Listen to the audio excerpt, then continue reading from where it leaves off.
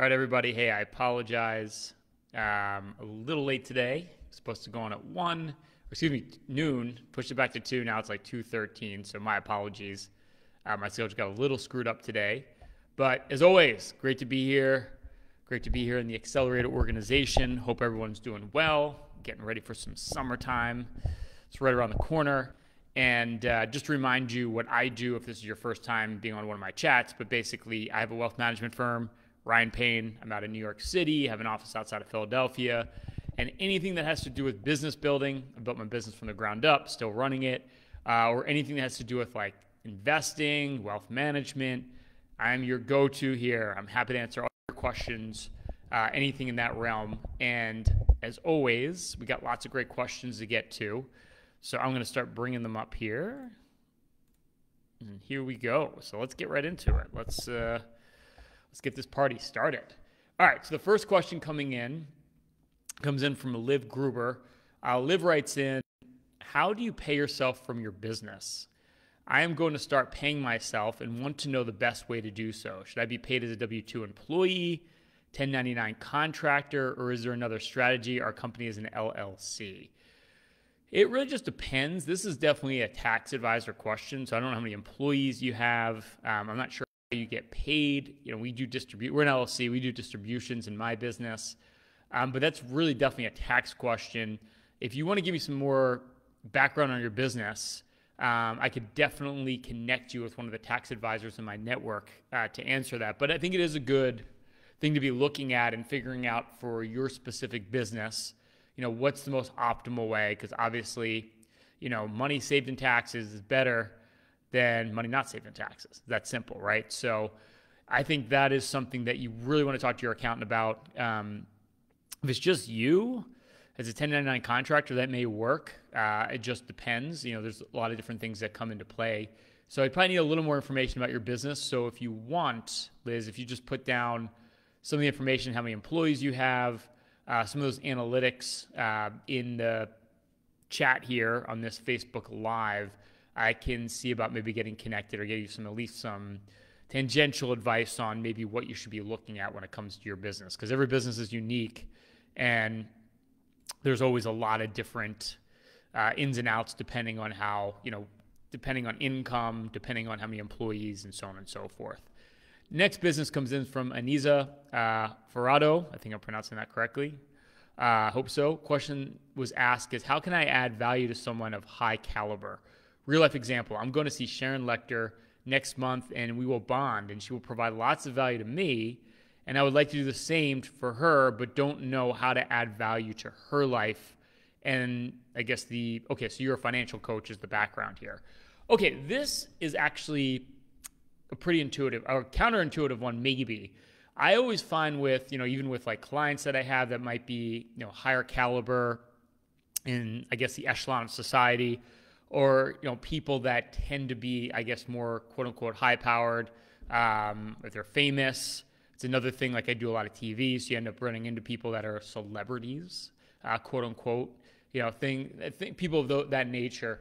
So two things I always do. Number one, with anybody that you're trying to build rapport with, you know, it's always better to be a good listener, right? And I don't care who this is, it's human nature. You know, there's an old saying, we're all on the same radio frequency, WIIFM.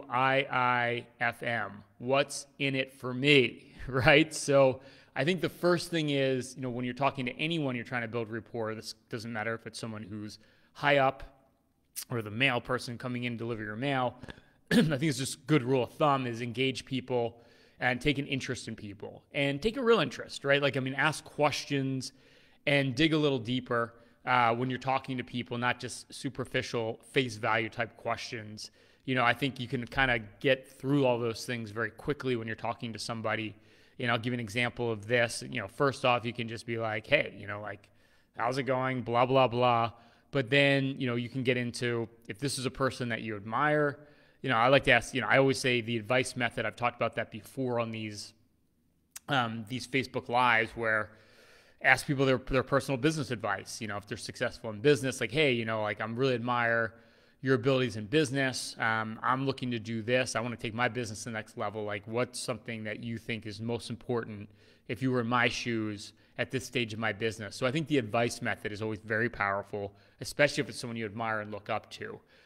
The other thing I suggest too with people that may be celebrities, and I'm not sure who this person is specifically, quite honestly, it doesn't mean anything, they could be very, very famous, is I do this a lot when I do like TV and stuff like that, is I really treat people the same, like, the same kind of maybe sarcasm.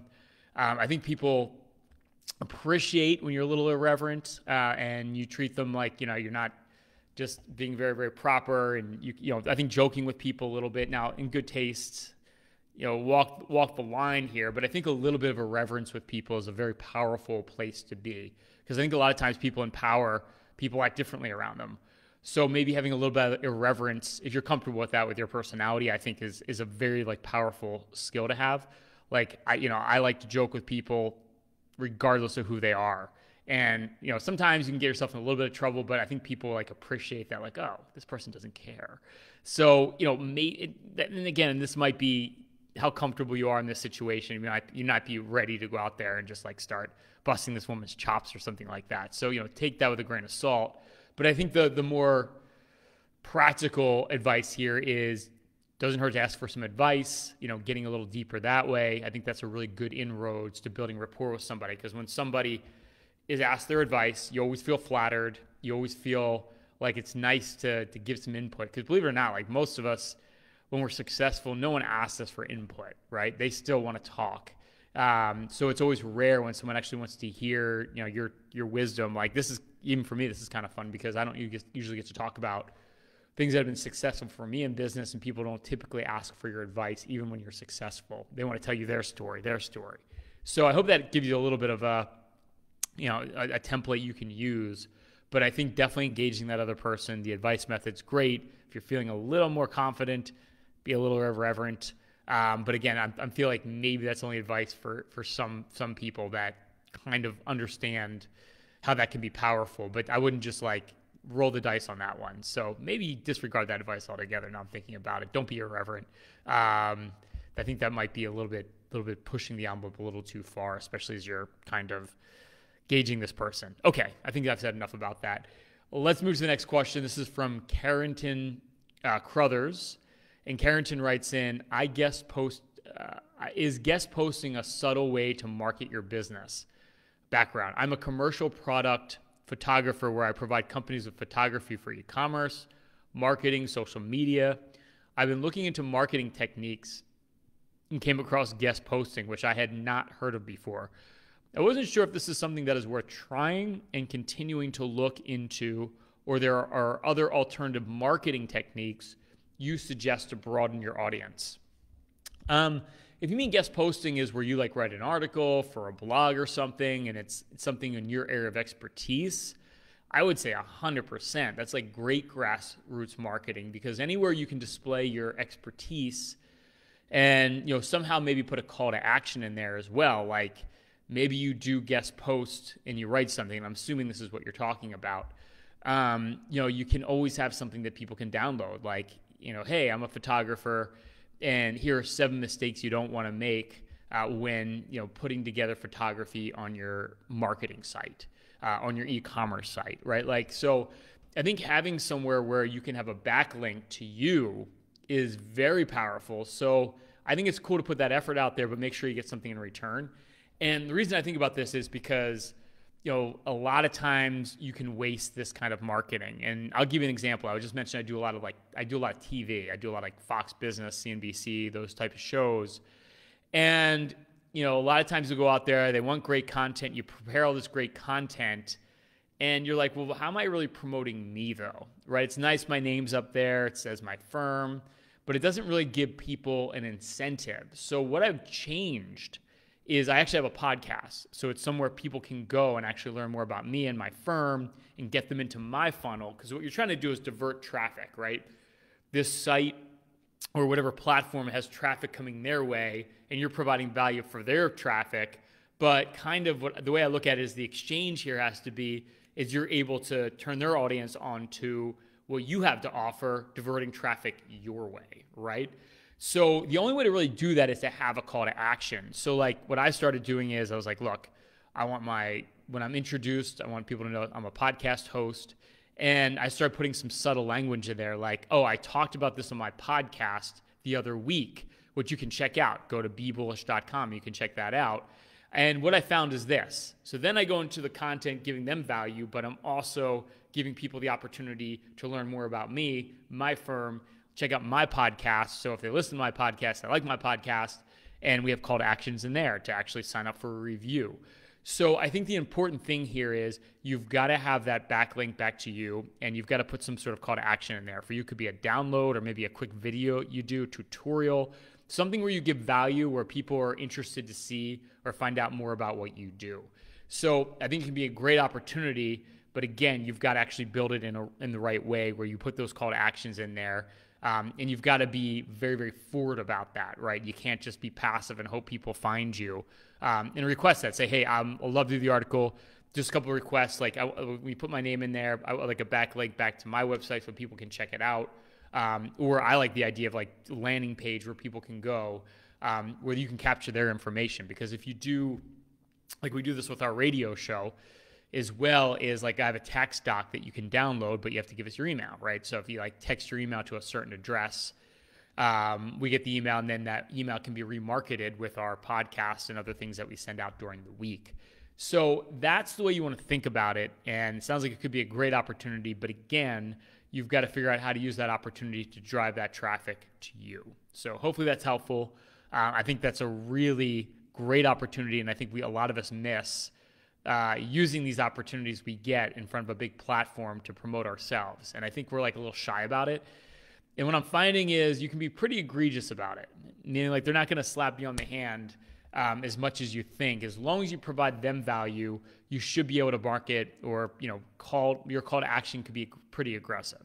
So hopefully that's helpful. Okay, next question comes in from Dan Bitter.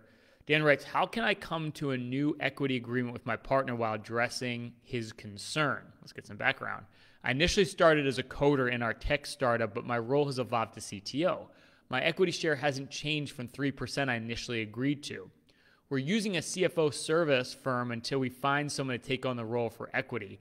My CEO, Todd, is hesitant to redefine the equity until we finish a business plan because he wants a CFO-minded person to say yes, that equity split makes sense, or no, it doesn't.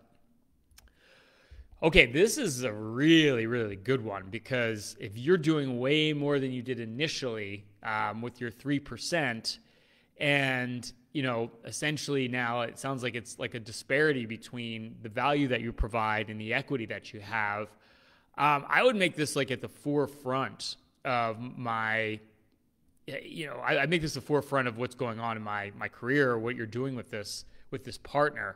It sounds like you provide a lot of value here. If you're the CTO, and I'm assuming you're not that replaceable, meaning like you do a lot in the business, I would pretty much just say, hey, look, like I want to do this. I'm on board with this, but at this point, let's knock this out. Let's get someone in the door to actually sit down and figure out what's fair, but I think it's time to renegotiate. I think you have to be very blunt about that, and I'm not sure if you've done that already. I'm just taking a look at this one more time.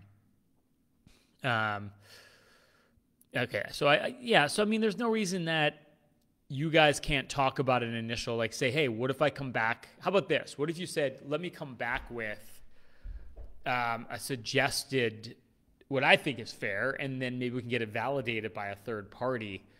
But at this point, you can just say, I'm taking on all these roles.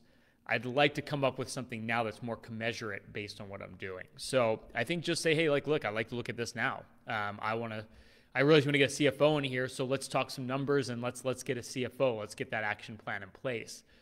So I think from your perspective, it's just let him know, like, I don't really want to move forward here business-wise, not in a mean way, until we figure this part out. So I don't know how long this has been going on for, but I think maybe putting some hard stops in there. And there's actually a little more to this, so let's read that, because I think that'll help. So you're saying that he wants to hire a CFO-minded person to say yes, that equity split makes sense, or no, it doesn't make sense. Here's why. We have a large bill coming due June 1st. All right, we need to talk about this, which I'll need a personal loan for. I'm our only funding source for now, and I've been fine paying the bills as they come, but I feel my current 3% equity isn't enough to justify long-term debt.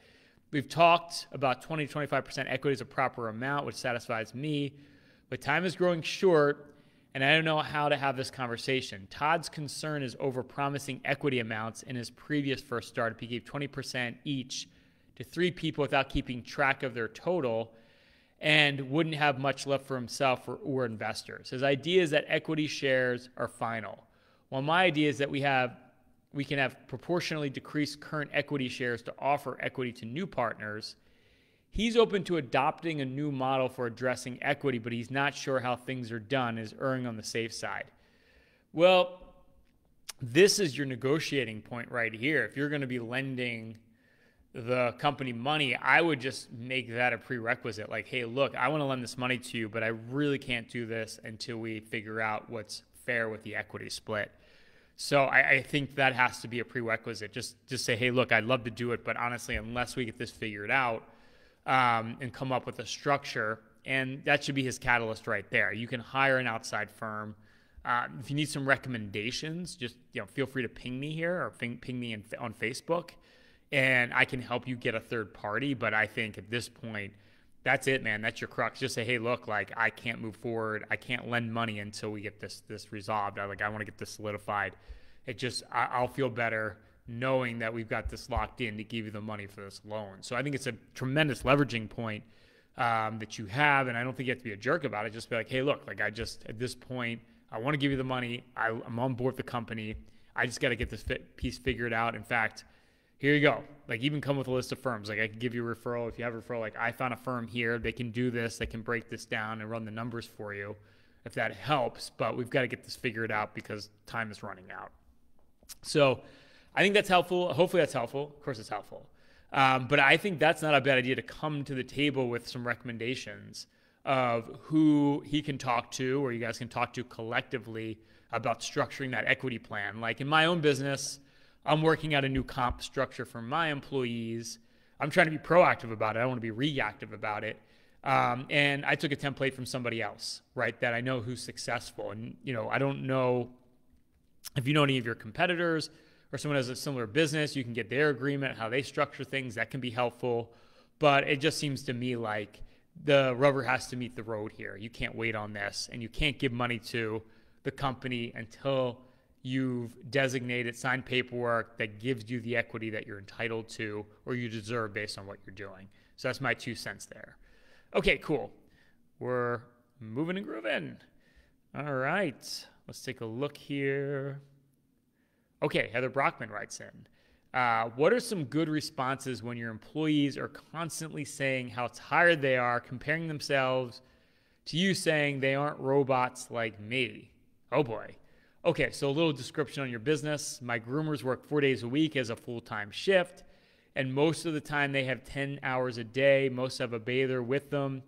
I get so tired of hearing how tired they all are all the time. I lay out the potential for them to make more money than any other company in Houston, yet all I hear is how overworked they are no matter how many dogs they have. It irritates me to no end hearing it on a daily basis and then having them tell me I'm not you, Heather. I don't ask them to do anything I wouldn't or haven't done, and in fact, they do less dogs than I ever did when I was working, so my responses are getting snappy. Does anyone else deal with this, and what are some good ways to counteract this, what I perceive as a lazy attitude? And just a little background on Heather's business. We offer high-end holistic grooming experiences for busy pet owners whose animals are part of the family. This is a tough one because I think you have to get to the crux of the problem with what's going on.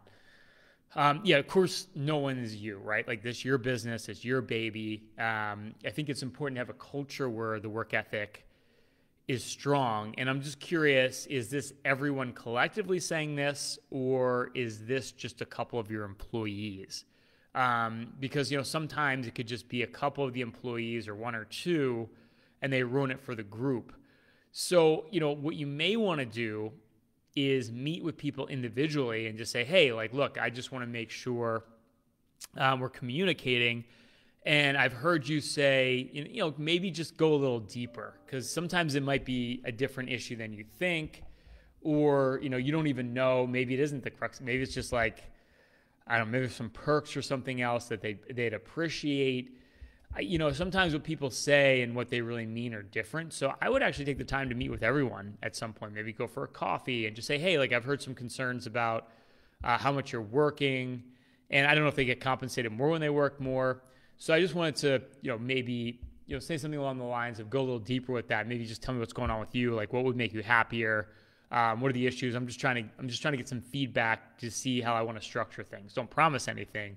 But I think, one-on-one, sometimes you'll get the real issues, whereas collectively it might just be a couple, what they say, the squeaky wheel gets all the oil. And sometimes it can just be one or two person that's maybe poisoning the group.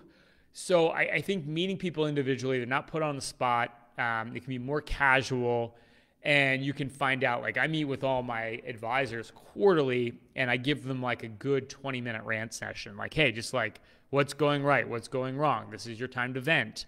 And I'll find a lot of interesting things about the organization I didn't know about, people in the organization that are doing things right or doing things wrong.